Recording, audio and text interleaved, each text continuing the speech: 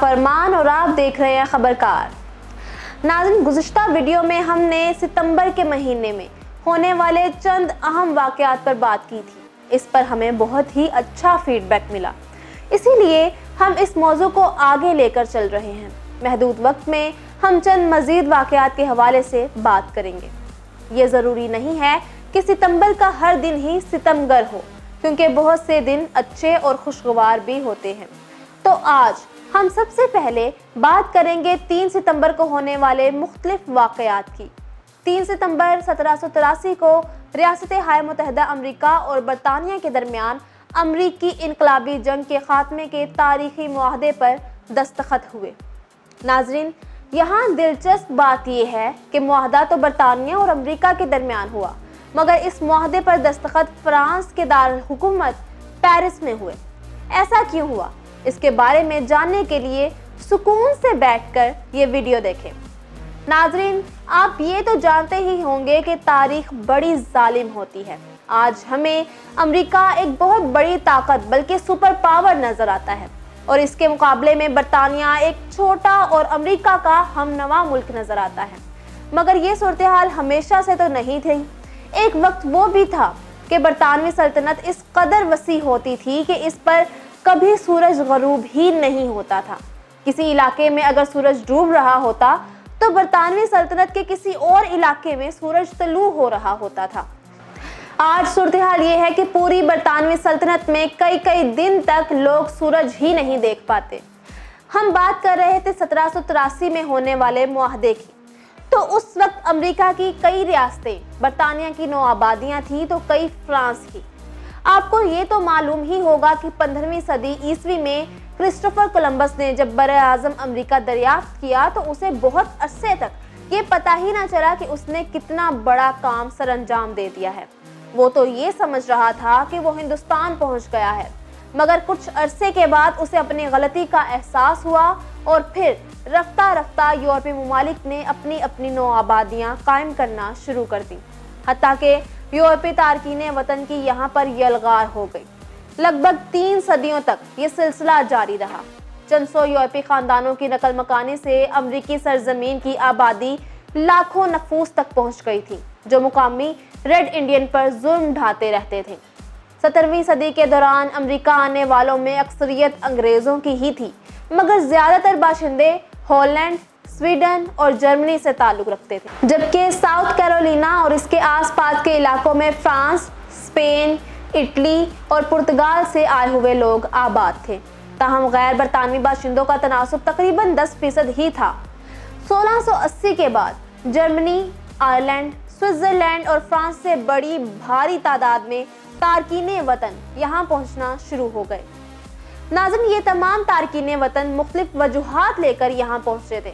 بہرحال 1690 میں امریکہ کی آبادی 2.5 لاکھ تک پہنچ گئی۔ اس وقت تک وہاں پر تقریباً جنگل کا قانون ہی تھا، مگر اتنی زیادہ آبادی کا احساس ہونے پر بہت محتاط انداز میں منصوبہ بندی اور نظم پیدا کرنے کی کوششوں کا باقاعدہ آغاز کر دیا گیا۔ برطانوی اکثریتی علاقوں میں تو شروع سے ہی برطانوی راج قائم ہو گیا تھا۔ قانون ساز اسمبلیوں کے نام پر کچھ ادارے وجود رکھتے تھے۔ ان بستیوں یا کالونیوں کی درجہ بندی جغرافیائی بنیادوں پر بڑے منظم انداز میں کی گئی تھی۔ ہالینڈ سے آئے ہوئے باشندوں نے 40 برس میں نیو یارک آباد کر لیا۔ 1696 میں نیو یارک کی آبادی 30,000 افراد تک پہنچ گئی تھی۔ بہرحال 18ویں صدی آتے آتے تقریباً 1 ملین برطانوی امریکہ کی مختلف ریاستوں میں آباد ہو چکے تھے، اور امریکی سرزمین پر بسنے والوں کی اقتصادی حالت بھی روز بروز بہتر سے بہتر ہوتی چلی جا رہی تھی، اور سیاسی آزادی ملنے سے وہ خود کو یورپی کی بجائے امریکی کہلوانا زیادہ پسند کرتے تھے۔ وقت کے ساتھ ساتھ آبادکاروں کی کالونیاں کافی حد تک خود مختار ہو چکی تھی۔ صرف دفاع، کسٹم اور سمندری تجارت جیسے امور برطانیہ کے ہاتھ میں تھے۔ کالونیوں پر برطانیہ کی طرف سے گورنر مقرر تھے جو وسیع اختیارات رکھتے تھے، مگر آبادکار اب اتنے طاقتور ہو گئے تھے کہ ان شاہی گورنروں کو بھی بے بس کر دیتے، کیونکہ قاعدے کے مطابق گورنروں کو اسمبلی کے سوا کوئی تائید و حمایت حاصل نہیں تھی۔ امریکی پانیوں میں موجود برطانوی جنگی جہازوں کو اختیار مل چکا تھا کہ وہ اسمگلروں کو پکڑ لیں۔ اس کے علاوہ شاہی افسروں کو اجازت دے دی گئی کہ وہ کسی بھی مشتبہ جگہ کی تلاشی لے سکتے ہیں۔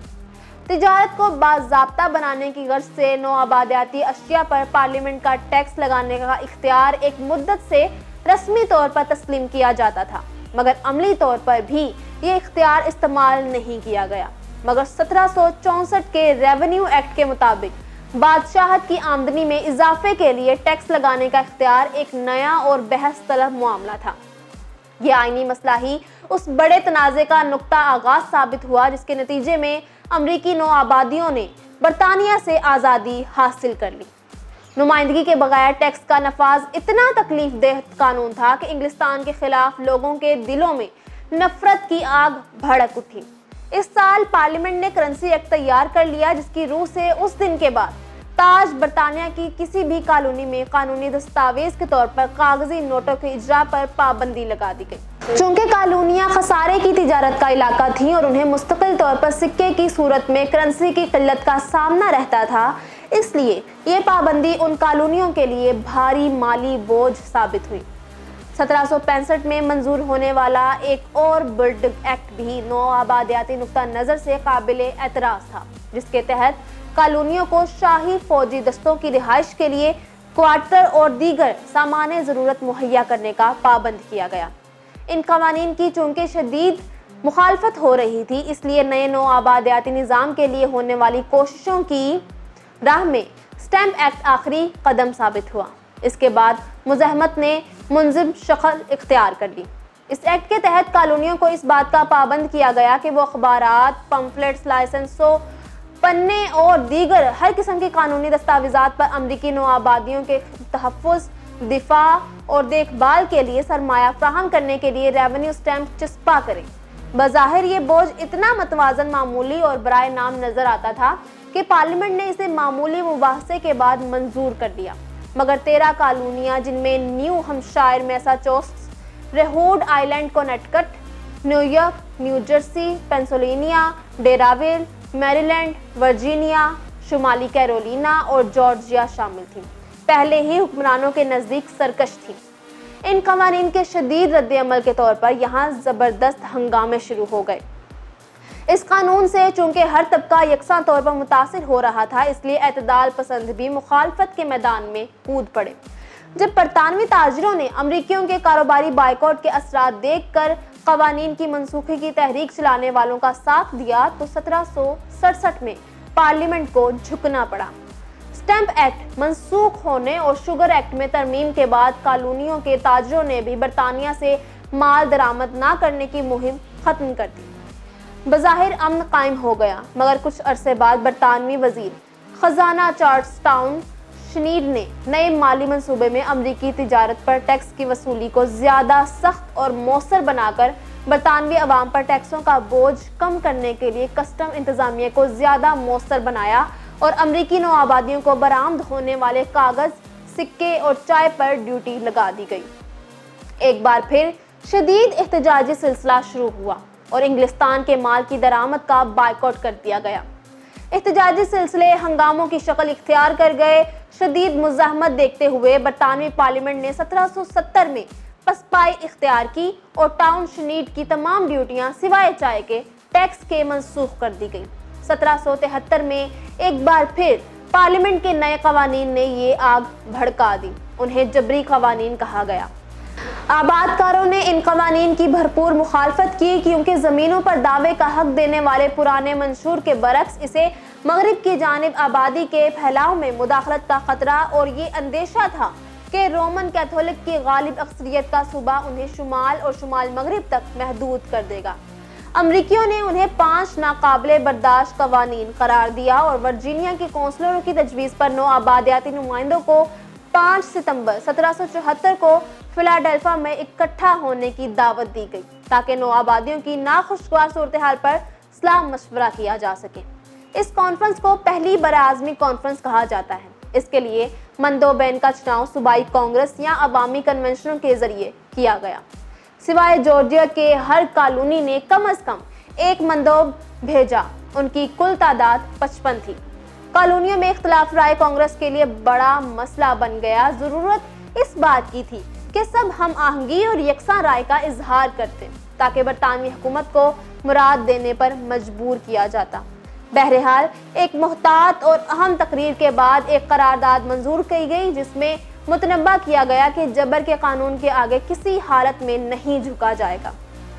مقامی طور پر بھی کئی تنظیمیں عمل میں آ چکی تھیں جنہوں نے شاہی اقدار کے رہے سہے آثار کو ختم کر دینے کی کوشش کی اور تحریک سے گریز کرنے والوں کو عوامی جدوجہد میں شامل کیا۔ اس کے ساتھ ساتھ مخالفین کی سرکوبی، فوجی ضرورت کا سامان جمع کرنا اور فوجی دستے تیار کرنا شروع کیے گئے۔ برطانوی حکومت کی طرف سے جنرل گیج کی ڈیوٹی لگائی گئی کہ وہ جبری قوانین کو طاقت کے زور سے نافذ کریں۔ 18 اپریل 1775 کو انہوں نے اسلحے کے ذریعے ذخیرے پر قبضہ کرنے اور امریکی لیڈروں سیمیول ایڈمز اور جان بک کو گرفتار کرنے کے لیے فوج کا مضبوط دستہ بھیجا تاکہ انہیں انگلستان بھجوا کر بغاوت کا مقدمہ چلایا جائے۔ منجروں کے ذریعے اطلاع ملنے پر سارا علاقہ چوکس ہو گیا اور جب وہاں فوج پہنچی تو مقامی آبادی کے ساتھ فائرنگ کا تبادلہ ہوا۔